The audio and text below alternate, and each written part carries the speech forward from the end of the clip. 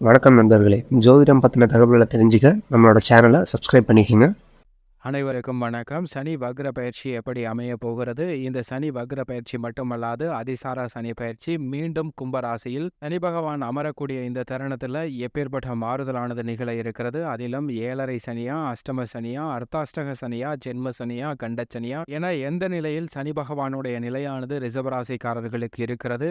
எந்த விதமான பாதிப்புகள் ஏற்பட இருக்கிறது? அதே சமயம் நன்மை தரக்கூடிய விஷயங்களாக எவையெல்லாம் அமைய போகிறது என்பதை சற்று விரிவாக பார்க்கலாம் வாங்க. ரிஷபராசிக்காரர்களை பொறுத்த வரைக்கும் தற்போது சனியினுடைய அமைப்பு கும்பராசியில் 10ஆம் இடமாகிய கர்மஸ்தானத்தில், தொழில் ஸ்தானத்தில், ஜீவனஸ்தானத்தில் வீற்றிருக்கிறாருங்க. அவர் 27/6/2023 முதல் பாக்கியஸ்தானத்தை நோக்கி பயணிக்க போகிறார். வலுவிழந்து வக்ரகதியில் திரும்புவது நல்ல ஒரு அமைப்பாக பார்க்கப்படுகிறது. ஆனால் அதே சமயம் அதிசார சனி பயிற்சியாக 24/8/2023 அன்று மீண்டும் பாக்கியஸ்தானத்தில் வலுவாக அமருகிறாருங்க. அதற்கு பிறகு அஷ்டமஸ்தானத்தை நோக்கி பயணிப்பாருங்க. அந்த தருணத்தில் சற்று விழிப்புணர்வுடன் இருக்க வேண்டும். அதாவது 24/8/2023 முதல் அதிலிருந்து 23/10/2023 வரை அஷ்டமஸ்தானத்தை நோக்கி பயணிக்க போகிறார். பாக்கியஸ்தானத்தில் சஞ்சரித்தாலும் வக்ர நிலையில் சஞ்சரிப்பதால் சின்ன சின்ன தடைகள் இருக்குங்க. அஷ்டமஸ்தானத்திற்குரிய சின்ன சின்ன தடைகள் ஏற்படுவதற்கான வாய்ப்பு இருக்கிறது. பெரிய அளவிற்கு பாதிப்பு எதுவும் இல்லை. ஏனென்றால் பாக்கியஸ்தானத்தில் தான் சனி அமர்ந்திருக்கிறார். 23/10/2023 அன்று வக்ர நிவர்த்தி பெற்று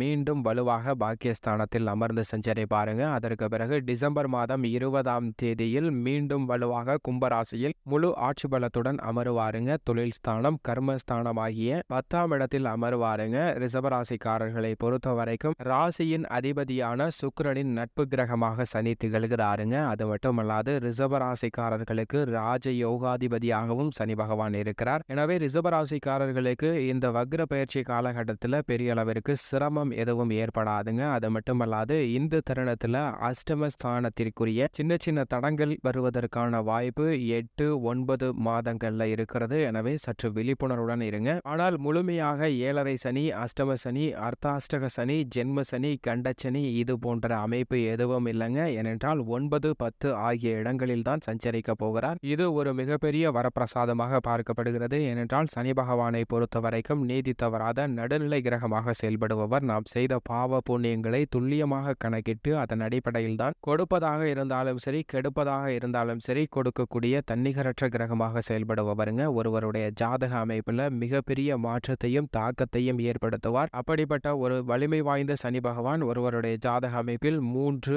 6, 11 ஆகிய இடங்களில் சஞ்சரிக்கும் போது மிக அபரிவிதமான நன்மையும், 5, 9, 10 ஆகிய இடங்கள்ல சஞ்சரிக்கும் போது ஒரு சுமாரான பலனை பெறுவதற்கான வாய்ப்பும் கிடைக்கிறது என்பதை தெளிவாக எடுத்து காட்டுகிறாருங்க. அது போன்ற ஒரு அமைப்பில் தான் தற்போது ரிஷபராசிக்காரர்களுக்கு சஞ்சரிக்க போகிறார். எதிர்வரக்கூடிய இந்த 6 மாதங்கள் மட்டுமல்ல 2.5 ஆண்டுகள் மிக வலுவாக தொழில் ரீதியாக நல்ல வளர்ச்சி பெறுவதற்கான வாய்ப்பும் சாத்தியக்கூறுகளும் உருவாகிறது. அது மட்டுமல்லாது இனி வரக்கூடிய 5 ஆண்டுகள்ல மிக அற்புதமான மாற்றத்தை ஏற்படுத்த போகிறார் என்றே சொல்லலாம்.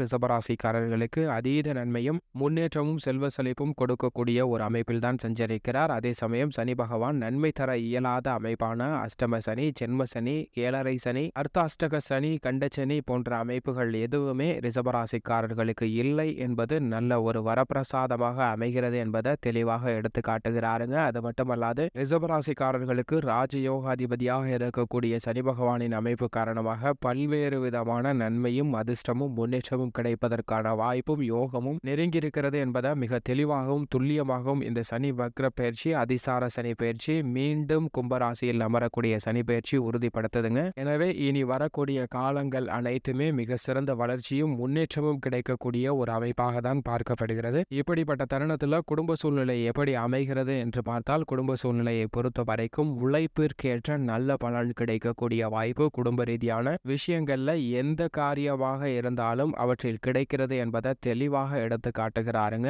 அடிக்கடி பண பற்றாக்குறை பற்றாக்குறை ஏற்படக்கூடிய ஒரு நிலை சரியாக போகிறது. பொருளாதார ரீதியாக நல்ல வலுவான நிலை அடைவதற்கான வாய்ப்பு இருக்குங்க. ஏனென்றால் 9 மற்றும் 10ஆம் இடத்திற்கு அதிபதியாக இருக்கக்கூடிய சனி பகவான் இந்த 2 இடங்களிலும் சஞ்சரிக்க போகிறார். முழு ஆட்சி பலத்துடன் சஞ்சரிக்க போகிறார். எனவே நீங்கள் நினைத்ததை விட மிக சிறந்த வளர்ச்சியும் முன்னேற்றமும் கிடைக்கும். உடல் நலத்தில் ஏற்படக்கூடிய சிறு சிறு தொந்தரவுகளும் உங்களை விட்டு விலக போகிறது. உடல் சார்ந்த பிரச்சனைகள் அனைத்தும் தீர்வதோடு மட்டுமல்லாது மனம் சார்ந்த மன அமைதியை குறைக்கக்கூடிய, கஷ்டத்தை ஏற்படுத்தக்கூடிய பல சம்பவங்கள் உங்களை விட்டு விலக போகுதுங்க. மன அமைதியும் நிம்மதியும் அதிகரிப்பதற்கான வாய்ப்பும் அதற்கான சாத்தியக்கூறுகளும் பல விஷயங்கள்ல கிடைக்க இருக்கிறது. வெளியூர் பயணங்கள் மேற்கொண்டாலும் மிக சிறந்த ஆதாயம் கிடைப்பதற்கான வாய்ப்பும் சாத்தியக்கூறுகளும் இருக்குங்க. உடல் அசதி போன்றவை உங்களுக்கு ஏற்படாத ஒரு அமைப்பாக பார்க்கப்படுகிறது. ராசியின் அதிபதியான சுக்கிரனின் நட்பு கிரகமாக சனி பகவான் இருக்கிறார். எனவே இந்த தருணங்கள்ல சிரமங்கள் என்பது நிச்சயம் இல்லை.